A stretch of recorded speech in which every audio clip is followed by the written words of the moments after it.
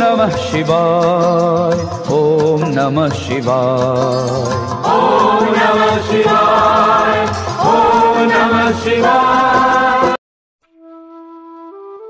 जय श्री महाकाल।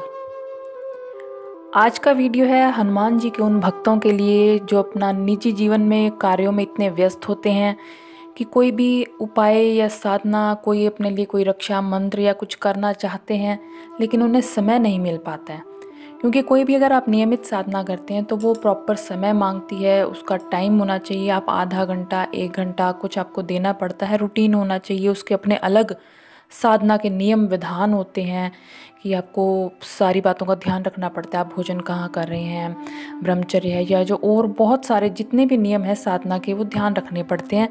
जो कि अगर आप नौकरी पेशा है, आपका कोई और काम है, रूटीन में आपको वक्त नहीं मिल पाता है।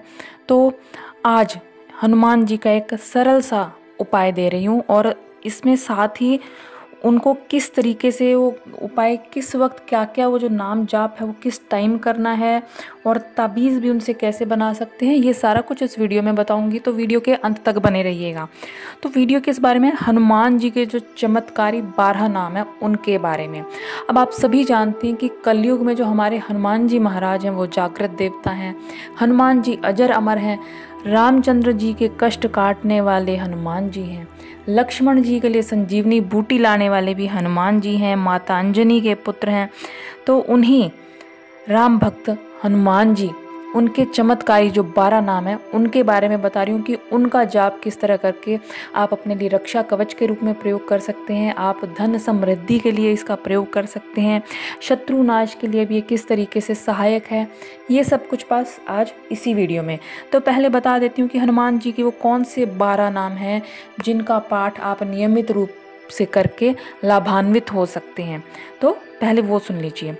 ओम हनुमान, ओम अंजनी सुत, ओम वायुपुत्र, ओम महाबल, ओम रामेष्ठ, ओम फाल्गुन सखा, ओम पिंगाक्ष, ओम अमित विक्रम, ओम उदधिक्रमण, ओम सीता शोक विनाशन, ओम लक्ष्मण प्राणदाता, ओम दशग्रीव दर्पहा। अब आप देखें तो हनुमान जी के इन 12 नामों में उनका संपूर्ण चरित्र आ जाता है कि वो सीता का शोक नाश करने वाले, माता सीता का शोक हरने वाले सीता शोक विनाशन हैं।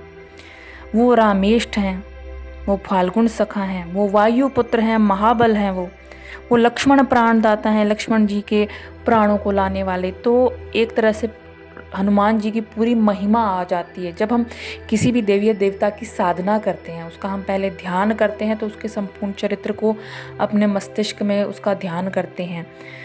कोई हम रक्षा मंत्र जब करते हैं तो उन्हीं के नामों से उस रक्षा कवच को, उस मंत्र को पढ़ा जाता है।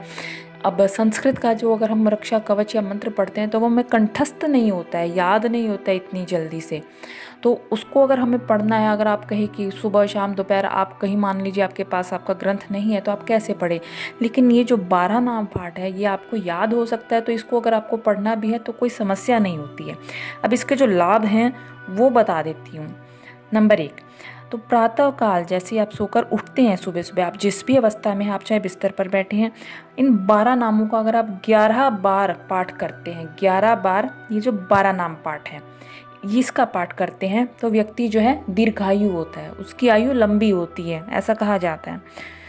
दूसरा है कि नित्य जब पूजा समय आप सुबह अपनी पूजा कर रहे हैं, आप 2 मिनट चाहे 4 मिनट दीजिए, उस समय आप हनुमान जी के इस 12 नाम का पाठ करते हैं तो आपको इष्ट की प्राप्ति होती है। हनुमान जी, अब जाहिर सी बात है यहाँ आपकी इष्ट हनुमान जी हैं जिनका आप पाठ कर रहे हैं, तो आपको उनकी प्राप्ति होती है, उनकी कृपा मिलती है आपको जीवन में। क्योंकि जाहिर सी बात है आपके मन मस्तिष्क में जब कोई बस जाता है, आप उसका नित्य पाठ कर रहे हैं तो आपके अंदर एक ऊर्जा उसके प्रति बनने लगती है, तो आपको अपने इष्ट की प्राप्ति होती है। फिर तीसरे नंबर पे आता है कि दोपहर के समय जो व्यक्ति हनुमान जी के 12 नाम का पाठ करता है वो व्यक्ति धनवान होता है, उसके घर में धन समृद्धि आती है, खुशहाली आती है। इसमें भाव क्या है कि आपको केवल सुबह शाम ही नहीं, आप दोपहर भी अपने इष्ट को, अपने हनुमान जी को आप अपने ध्यान में रख रहे हैं, आपके मन में, आपके अंतर में आपके जो इष्ट हैं वो जागृत हो रही हैं। फिर संध्या, शाम के समय जब व्यक्ति इनका पाठ करता है तो उसे पारिवारिक सुखों की प्राप्ति होती है, उसके परिवार में सुख समृद्धि खुशहाली बनी रहती है। वो क्यों, आपका एक नियम जब बन जाता है कि आप सुबह भी पाठ कर रहे हैं, शाम को पाठ कर रहे हैं, जब आप पूजा पाठ करते हैं तो आपके अंदर एक सात्विक भाव आता है, परिवार के प्रति प्रेम बढ़ता ही है अपने आप। फिर चौथा है कि रात्रि में सोते समय जो व्यक्ति इनका पाठ करता है इन 12 नाम का, तो उसकी शत्रुओं से जीत होती है। इसमें एक रीज़न ये भी है कि जब आप निद्रा में सो रहे हैं, कई बार क्या होता है कि कोई तंत्र क्रिया या विचार क्रिया होती है, वो कब होती है, जब आप सोए हुए हैं। मोस्टली क्या होता है कि स्वप्न के द्वारा तंत्र या विचार किया जाता है। अब जब आप 12 नाम का पाठ करके सोए हैं तो आपका एक ऑटोमेटिक रक्षा कवच बन गया है। शत्रु आप पर प्रहार करें तो भी हनुमान जी महाराज आपकी रक्षा करते हैं। आपके जो मंत्र हैं वो आपका रक्षा कवच बनकर काम करते हैं। तो इन सभी समय के अलावा भी यदि आप 12 नाम का निरंतर जप करते हैं, मतलब आप कोई काम कर रहे हैं, आप ऑफिस में हैं, आप दुकान पर हैं, आप घर का कोई काम कर रहे हैं और आप निरंतर इन 12 नाम का जाप करते रहते हैं, तो जो हनुमान जी महाराज हैं वो 10 दिशाओं में आकाश पाताल से आपकी रक्षा करते हैं। अब इसका अर्थ ये नहीं है कि हनुमान जी महाराज आपके सामने खड़े हो गए हैं या फिर पाताल में चले गए और वहाँ से रक्षा करें। इसका मतलब ये है कि वो जो मंत्र हैं उनकी ऊर्जा आपके चारों ओर हर तरफ से एक कवच बन जाती है, हर दिशा से वो आपकी रक्षा करते हैं। इसका यही अर्थ होता है कि मंत्रों का एक कवच इस तरीके से बन जाता है कि वो आपको हर तरफ से कवर कर लेता है। अब बता देती हूँ कि ताबीज़ किस तरीके से बना के ये आपके लिए लाभदायक होता है इन मंत्रों का। तो जो हनुमान जी के मंत्र हैं वो मोस्टली सिर दर्द और माइग्रेन में बहुत ही ज़्यादा कारगर होते हैं। हनुमान जी के जो मंत्र हैं, तो लाल स्याही से मंगलवार के दिन भोजपत्र पर अगर आप ये 12 नाम लिखकर मंगलवार को ही ताबीज़ में बांधकर धारण कर लेते हैं तो सिर दर्द नहीं होता है। अब ये जो ताबीज़ है ये गले में धारण कर सकते हैं या फिर बाजू में धारण कर सकते हैं, और इसको आप तांबे के ताबीज़ में बनवा लें तो ज़्यादा अच्छा है। सोने या चांदी की कोई ज़रूरत नहीं है, तांबे के ताबीज़ में आप इसको धारण कर सकते हैं, बहुत ही अच्छा है। अब ये ध्यान रखना है, अच्छा भोजपत्र वो है जो हमें पेड़ की छाल से प्राप्त होता है, उस भोजपत्र पर लिखना है, उस पर लिख लें तो उत्तम है। और लिखना किससे है, देखिए पहले तो मोस्टली क्या है, जो यंत्र लिखे जाते थे या मंत्र लिखे जाते थे भोजपत्र पर, वो अनार की कलम से लिखा जाता था, लाल चंदन से या लाल सिंदूर से। उनसे आपके पास यदि वो नहीं है तो आप पेन से लिख सकते हैं, रेड पेन से। लेकिन ध्यान बस ये रखना है कि जो पेन है वो नया होना चाहिए बिल्कुल।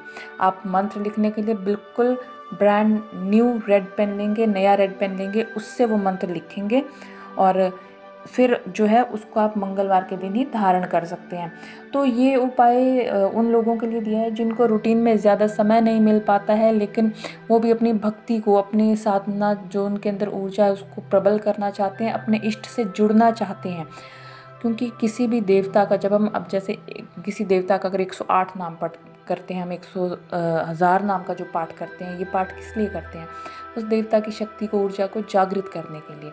और हनुमान जी तो अपने आप में ऊर्जा के असीमित भंडार हैं। तो जब आप इन 12 नाम का जाप करते हैं जिसमें उनका संपूर्ण चरित्र आ जाता है, उनके बाल्यकाल से लेकर उनके बाद का जीवन तक आ जाता है, तो आपको हनुमान जी की असीम कृपा प्राप्त होती है।